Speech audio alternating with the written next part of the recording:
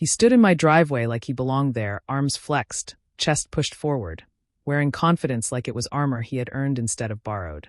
His name was Dashiell Rourke, and he looked at me the way men look at something they've already decided isn't a threat. Behind him, standing on the porch of the house I paid for, the house I built my life around, was my wife, Tamsin Hale. She wasn't crying. She wasn't apologizing. She was watching, observing, waiting to see how I would react. "Back off," Dashiell said, his voice loud enough to make the moment feel theatrical. "I'll protect her from you." The words didn't hit me with anger. They hit me with clarity. 12 years in the Army teaches you how to read situations quickly, how to identify threats, but more importantly, how to recognize when the real danger isn't physical. It's betrayal. I looked at Tamsin, hoping for some sign this was a misunderstanding, but her expression stayed guarded, almost rehearsed. She told me she didn't want me there. She told me she needed space. She told me she had been unhappy long before I deployed, long before the sleepless nights and missed calls and sacrifices I thought we were enduring together. Dashiell stepped closer, trying to provoke something, trying to get me to react so he could play the hero. But I didn't move. I didn't raise my voice. I didn't give him what he wanted. Because in that moment, I understood something he didn't. Strength isn't loud. Strength is controlled. And the most dangerous thing a man like him could face wasn't my anger. It was my patience. Stick with me while I share my story, and if it touches you, don't forget to support our channel by hitting that subscribe button, dropping a like, and sharing it with the people you care about. That stood night, in my driveway, I didn't go like back he to the belonged house. there, arms flexed. I drove aimlessly through forward, streets that used wearing to feel confidence familiar, like it was armor, trying to understand understand how borrowed. everything had shifted. His name was without me Dashiell noticing. Rourke. Deployment looked at me the changes way you, men look at but something no one they've tells already you how much decided it changes isn't a the threat. people you leave Behind behind him, too. standing on the porch of the house every I paid conversation for, Tamsin the and house I I had built over my the life past year around, was my every wife, moment she Tamsin seemed Hale. distant. She wasn't Every crying. excuse that made She sense wasn't at the time. apologizing. I remembered She was how she watching, stopped answering observing, late-night calls, waiting how to she see said how she I was would tired, react. how she "Back slowly off," stopped saying, Dashiell said, "I his love you voice first." loud enough to make the At the moment time, feel theatrical. I blamed the distance, "I'll the protect her stress, from the you." time zones. The words didn't I hit me trusted with her. anger. That was my They hit mistake. me with clarity. Trust isn't 12 weakness, years in the but Army trusting the teaches you wrong how to read person at the wrong situations time quickly, can cost you everything. how to identify threats. The next morning, But more I checked our importantly, joint bank account, how to recognize not when the because I real danger suspected isn't anything, physical, but because it's routine betrayal. had always grounded I looked at me. Tamsin. That's when I hoping saw for some sign this multiple was a transfers. misunderstanding. Thousands But her of expression dollars. stayed guarded, Not all at once. almost rehearsed. Small amounts She over told me weeks. she didn't want me there. Enough to avoid She told me immediate she needed suspicion, space, but enough to build She told me something she had been significant. unhappy long My before stomach I deployed, tightened, not from long panic, before the but sleepless from nights realization. and missed calls This and wasn't sacrifices. impulsive. I This thought was we were calculated, enduring together. planned. Dashiell stepped intentional, closer, trying She to hadn't provoke just something, replaced me emotionally, trying to get me to react. She had so been he could play the preparing to hero. replace me But I financially didn't too. move. And I the didn't man raise who my stood in my voice. driveway, I didn't give him to what he protect her, wanted, wasn't protecting because in that anything. moment, He I was understood standing on something ground he built didn't. by my sacrifices. Strength isn't loud, benefiting Strength from a is life controlled, I created. and the pretending most he dangerous earned it. thing a man like That's him when could I stopped face thinking wasn't like my a anger. husband and It was started my thinking patience. like a survivor. Stick with me while I share my story, and if it touches you, don't forget to support our channel by hitting that subscribe button, dropping a like, and sharing it with the people you care about. I called my sister Bryony because she had always been the one person who never sugarcoated reality for me. She listened without interrupting, without offering false comfort, and when I finished, she simply said, "Come over." Sitting across from her at her kitchen table, I showed her the transactions, the missing funds, the pattern that proved this wasn't random. She didn't react emotionally. She reacted logically. She told me to document everything, to take screenshots, to secure copies, to protect myself before confronting anyone. People reveal who they truly are when they think you're powerless, she said. And right now they believed I was powerless. That belief was their biggest mistake. I returned to the house later that afternoon to collect my documents, keeping my voice calm, my movements controlled. Tamsin avoided eye contact. Dashiell stayed close, watching me like I might explode. But I didn't. I collected what I could, noted what was missing, and left without confrontation. Because confrontation gives people time to prepare lies. Silence gives you time to prepare truth. They thought my quiet meant defeat. They thought my restraint meant weakness. They didn't understand that restraint is what allows strategy to exist. I called my sister Bryony alone because and she had small always rented been the one room. person I finally who never allowed sugarcoated myself reality to feel it. for me. Not She anger, listened without interrupting, not sadness, without offering clarity. false comfort. Betrayal And when I strips finished, away she illusions simply said, faster than anything "Come over." else. Sitting across you from to her see at her people kitchen not as you table. hoped they were. I showed her the But as they transactions, the missing I funds, realized I had spent the pattern years that protecting proved this wasn't Tamsin random. emotionally. She didn't react financially, emotionally and physically. She believing reacted we were logically. building something permanent. She told me to document But permanence everything, requires loyalty, to take screenshots, and loyalty to had secure already copies, left long before to I protect came myself home. before The confronting man who anyone. flexed his muscles People in my reveal driveway who they thought truly strength are was when they think physical you're dominance, powerless, she said. He thought And intimidation right now they could erase believed I was history. powerless. He thought replacing me in belief her was their life biggest meant mistake. replacing me I entirely. returned to the house What he later didn't that understand afternoon was to that collect my strength documents, had never been keeping my about voice fighting calm. people. My It movements had always been controlled. about surviving. Tamsin avoided eye and survival contact. isn't passive. Dashiell stayed close, Survival adapts, watching me like I might Survival explode. prepares. But I didn't. Survival waits. I collected what I could In that quiet room, noted what was I missing, made a decision and that left would change without everything. confrontation. I wouldn't fight Because for someone who had confrontation already gives people chosen time someone to prepare else. lies. I wouldn't beg Silence for a place gives you in a time life to I prepare built myself. myself. They thought my Instead, quiet meant I would do defeat. something far more They thought powerful. my restraint meant weakness. I would step back. They didn't I would let them understand believe that they had restraint won. is what allows And strategy then, when to the truth exist. surfaced, when consequences arrived, when the reality of their choices caught up to them, I wouldn't need to say a single word. Because the most devastating revenge isn't loud. It's inevitable. The next morning, I sat across from Harlan Voss, the attorney Bryony had recommended, in an office that smelled faintly of old paper and quiet victories. He didn't interrupt while I explained everything. My deployment, the changed locks, the drained accounts, the man in my driveway pretending to replace me. When I finished, he leaned back slightly, fingers folded, and asked a question that caught me off guard. Before deployment, did you ever transfer ownership of the property? I shook my head. The house had always been in my name, purchased before the marriage with funds I earned through years of service and careful saving. He nodded slowly, then explained something that shifted the ground beneath my feet. Legally, the house wasn't automatically hers just because we were married. The timing of the purchase, the account histories, and the transfer patterns all mattered. More importantly, the withdrawals from the joint account, especially if proven to be used outside marital purposes, could change everything. He told me not to confront her, not to warn her, not to threaten anything. People reveal more when they feel safe, he said calmly. Right now they feel safe. He instructed me to open a separate account immediately, secure my remaining income, and gather records from before and during deployment. He also explained something else that Dashiell and Tamsin clearly didn't understand.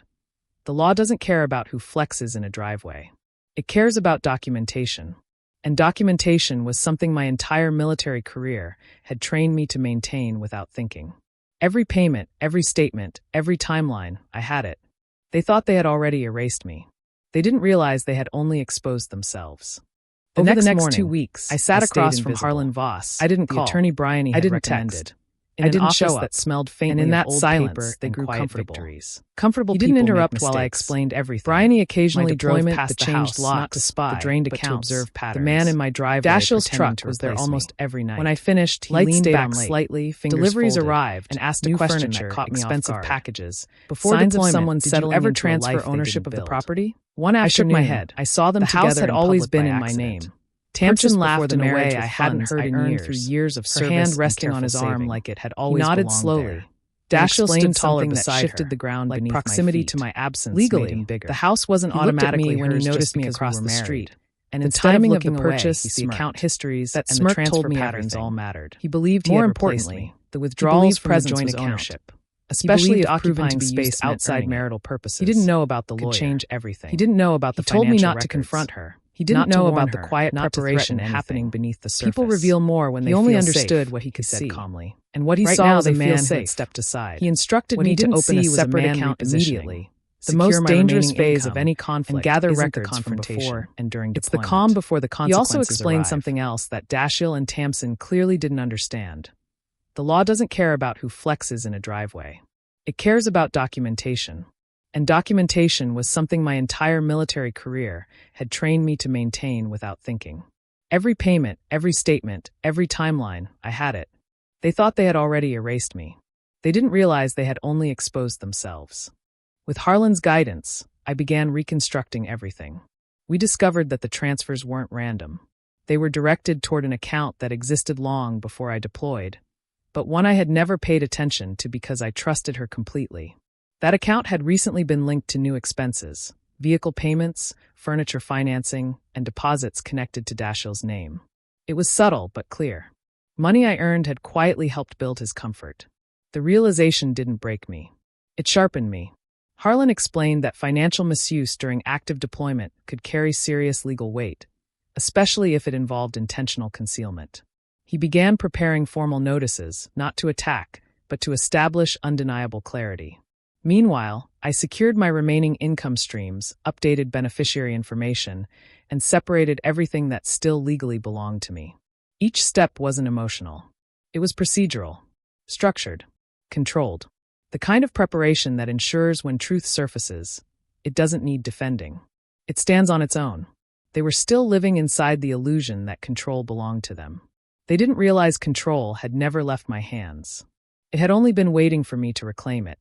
The first crack appeared sooner than I began reconstructing everything. 3 weeks after the driveway confrontation, that the transfers weren't random. I received a call. They were directed toward an account that existed. I almost ignored it before I deployed, but something told me not to. But one I had never paid attention. There was a pause, I trusted her followed completely. By a voice that sounded familiar. That account had recently been linked to new expenses, vehicle payments, furniture. His tone lacked the arrogance and deposits so comfortably to Dashiell's name. He asked if we could subtle talk, but clear, not aggressive. Money I earned had quietly helped build. He said there were things he didn't know. The realization didn't break me. He said Tamsin had told him certain things about ownership. Harlan explained that financial misuse during active deployment, things that apparently weren't entirely true, especially if it involved intentional concealment. I simply began preparing formal notices, in that moment, not to attack, I understood something but to establish undeniable doubt had entered his mind. Meanwhile, doubt weakens arrogance my remaining income confrontation, updated beneficiary information. He wasn't calling because he separated everything that he was calling because reality had begun contradicting the version of events he was sold. It was procedural, and once doubt exists, confidence becomes fragile. The kind of preparation that ensures when truth surfaces, giving him nothing but silence to think about. It stands on its forces people to confront. They were still living inside the illusion that uncertainty was something he had never. They didn't realize control had never left my hands. For the first time since he flexed his muscles, it had only been waiting for me to reclaim it. He wasn't standing tall. He was standing on unstable ground, and he was starting to feel it. The official notice was delivered on a quiet Tuesday morning, not by me, but by a neutral third party who had no emotional investment in what it represented. Legal documents don't shout. They don't threaten. They don't flex. They simply state facts in a language that doesn't care about feelings. Tamsin received the envelope at the front door, the same door she had locked me out of weeks earlier. Inside were formal filings establishing financial separation, property clarification, and a documented record of unauthorized fund transfers. It wasn't aggressive. It was precise. It outlined timelines, account numbers, dates, and amounts. It explained, without accusation, that the house had been purchased before the marriage and that recent financial movements raised serious legal questions. For the first time, Tamsin was no longer operating inside assumptions. She was facing documented reality. Later that afternoon, Bryony called me and told me Dashiell's truck hadn't moved for hours. No laud confrontación. No dramatic exit. Just stillness. That stillness meant something had shifted. Confidence built on incomplete truth doesn't survive full clarity. And clarity had just arrived at their door without asking permission. 2 days later, notice was delivered on a quiet Tuesday morning. It was Dashiell, not by me this time, but by a neutral third party. None of the performance no emotional the first time we met in what it represented. He didn't sound aggressive. Legal documents. He sounded uncertain. They don't. He asked direct questions. They don't flex.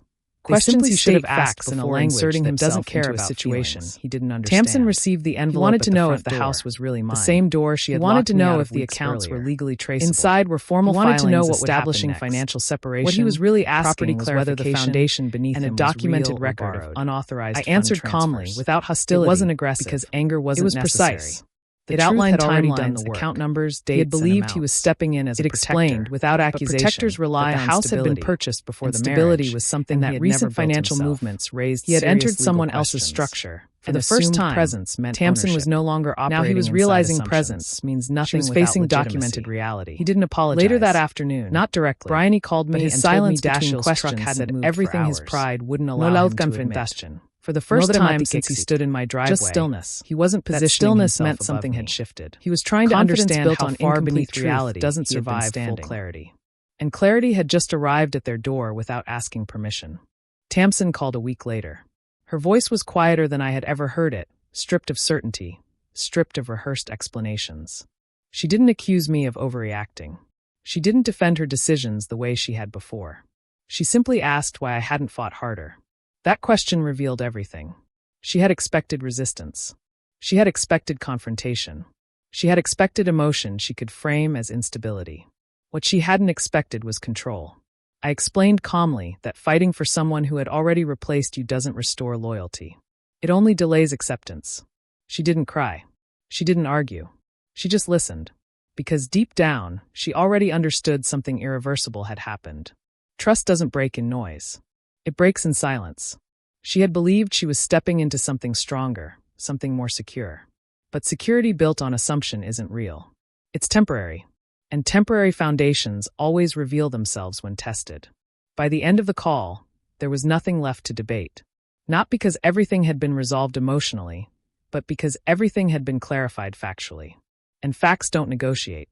Tamsin called a week later. I stood outside a different house. Her voice was quieter than I had ever heard her, stripped entirely mine in a way nothing had ever been explanations. Not because of its size or value, overreacting, but because it represented something decisions the way she had before. The legal process why I hadn't fought without spectacle. That question ownership was clarified. She had financial accountability was established. She had expected there were no dramatic apologies. She had expected emotion she could frame as instability. Just consequences she hadn't expected unfolding exactly the way reality. I explained calmly that fighting for someone who had already replaced you doesn't restore loyalty. Not in anger. It only delays acceptance.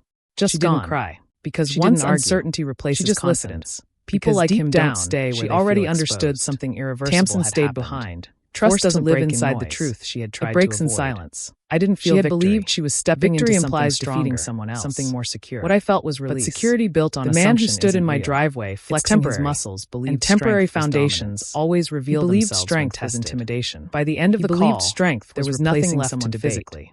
Not because everything had been resolved emotionally, the driveway, but because it's everything still stands when illusions collapse. And facts don't negotiate. I didn't lose my home. I didn't lose my identity. I didn't lose my future. I lost people who were never truly loyal to begin with. And in losing them, I gained something permanent. Clarity. Because the greatest protection a man can ever have isn't someone standing in front of him. It's the truth standing behind him.